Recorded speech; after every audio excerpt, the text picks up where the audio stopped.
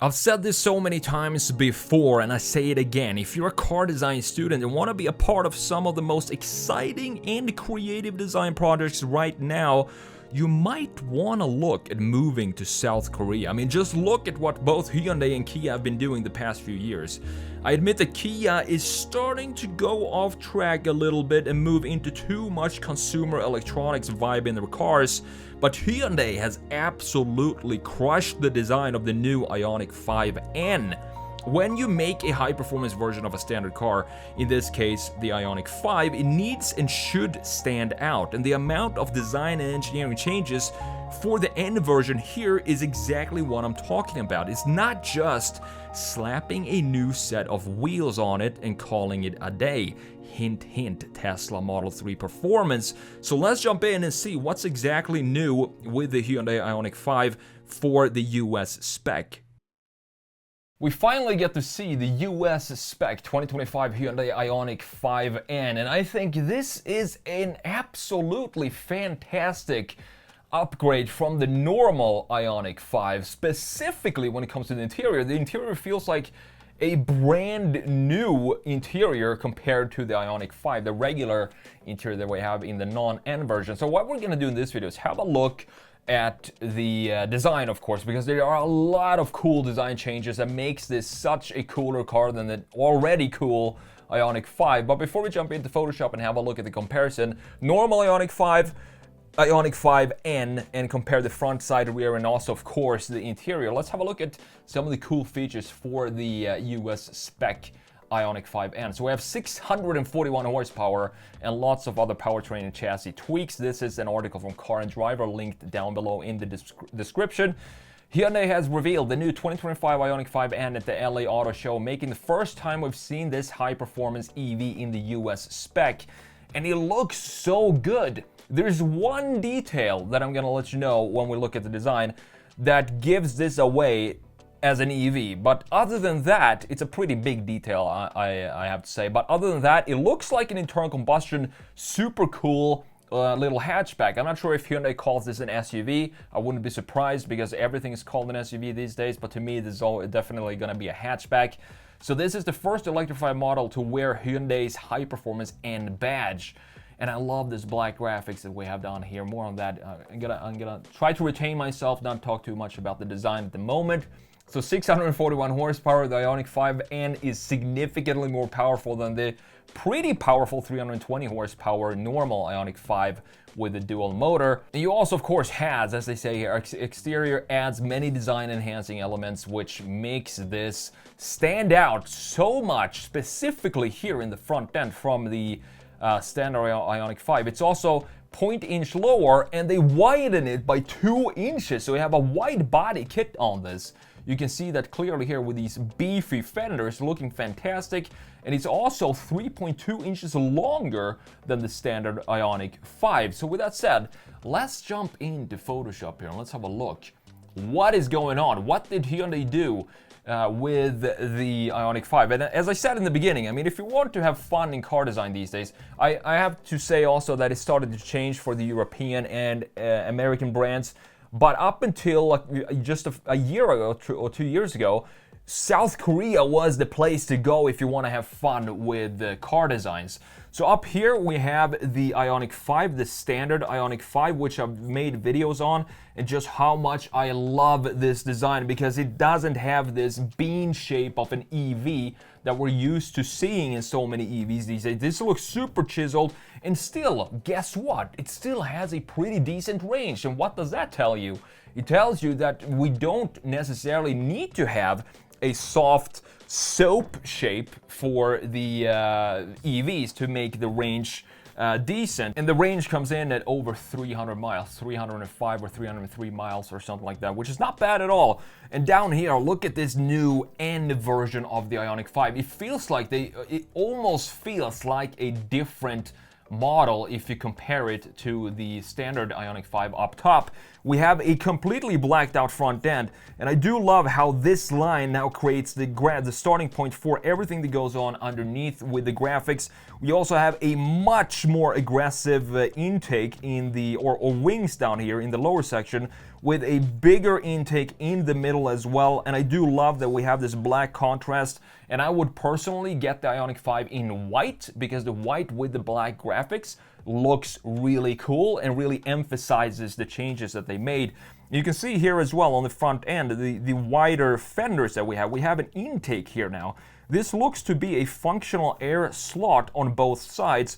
And what this does also adds some aggressiveness to the front end, but also adds the width and some functionality. Looks like the badge is all blacked out as well, and I do love what Hyundai is doing, which is they sort of started this trend to have pixelated light designs now with the Ioniq models, and it feels like it's coming into a lot of other manufacturers now as well. But I would say Hyundai was the first ones to introduce this. I think that was with the Prophecy concept, which turned into be the Ioniq 6.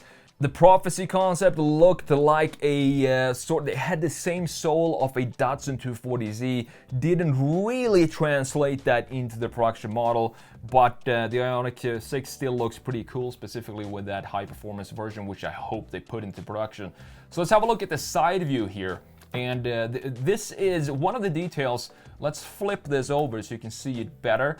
It's one of the details that gives this away as an EV, is just look at how far or how long this wheelbase is. And if you were to have this as an internal combustion engine, this rear axle would move forward a couple of inches. And if we do that, you can clearly see how the proportions change from an EV. So have a look at this. So if we turn it into an internal combustion engine proportions, we just move the rear axle forward a couple of inches, and it becomes a proper internal combustion engine car when it comes to the proportions. It's very interesting to analyze those type of things in the design to see what gives it away as an EV. But up top we do have the normal standard Ioniq 5. Again, very, very cool design with this very chiseled and sharp angles, and we also have this forward angle that Hyundai is implementing in a lot of their cars, giving it sort of a forward motion here, almost like the car wants to move forward just standing still.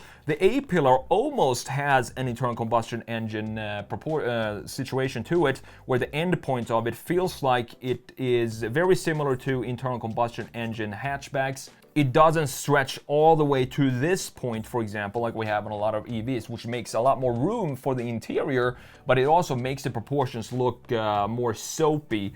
And I'm glad that they went with the more traditional proportions. Now, looking at the Ioniq N down here, we have a much more aggressive wing at the rear end. This wing is way bigger, and we also have a diffuser at the bottom, and I think this is the additional length that we have. It was almost 2 inches longer than the normal Ioniq, and I think that has to do with the diffuser sticking out, as you can see down here. We also have new wheels. Definitely prefer these wheels that we have on the N version compared to the standard Ioniq. We also have in the front end much more aggressive feeling right here. Still have everything else being intact with this arrow shape in the bodywork, and we have removed now this Nintendo 8-bit feel that we have in this graphics in the lower section. Instead, we cleaned it up and created more of a more sporty diffuser or side skirt with this additional wing at the very end point. Beautiful touches to the design changes of the Ioniq N. And this, as I said in the beginning, this is something that I wish Tesla would have done with their Tesla Model 3 Performance. Just have it be more, I mean, right now the only differences there are the wheels. I want to see them implement some more changes to the performance models of the Tesla entire lineup to set them apart from the base models. Have a look at this stance. The stance of this thing is almost perfect, because we do have now the wider fenders in the rear end, the black graphics emphasizing the width even more, and also this horizontal line which houses all the tail and the graphics, the tail lights. Again, pixelated and very modernized, futuristic feel. We also have some pixelated reflector lights down here in the bumper, and this is the brand new diffuser sticking out very far, 2 inches longer than we have on the Ioniq 5 standard version. And again, these Nintendo 8-bit graphics comes back here as we have on the side. but they are removed for the Ioniq 5N, and I do think it looks so much better to have these sporty added pieces to the Ioniq 5. It just turns it into a completely different car. Even in the stance of the car, it just looks like it sits a lot better. Up top, you can see that we do have a brand new wing with this little triangle in the middle, and this is actually functional because we do have air flowing in here and then flowing out underneath this wing, looking very cool, and also adds again to the sportiness of this car. We have the same feeling or functionality in the normal Ioniq 5 up here, with this wing up top then flowing underneath here and adding a little bit of downforce, but it is larger and a little bit more aggressive in the N version. Now, the biggest change, if you thought the exterior changes were substantial on the Ioniq 5N, have a look at the interior. It's like they completely redesigned the interior. The only thing that's left here is the basic architecture of the interior, because we have this line here specifically on the passenger side.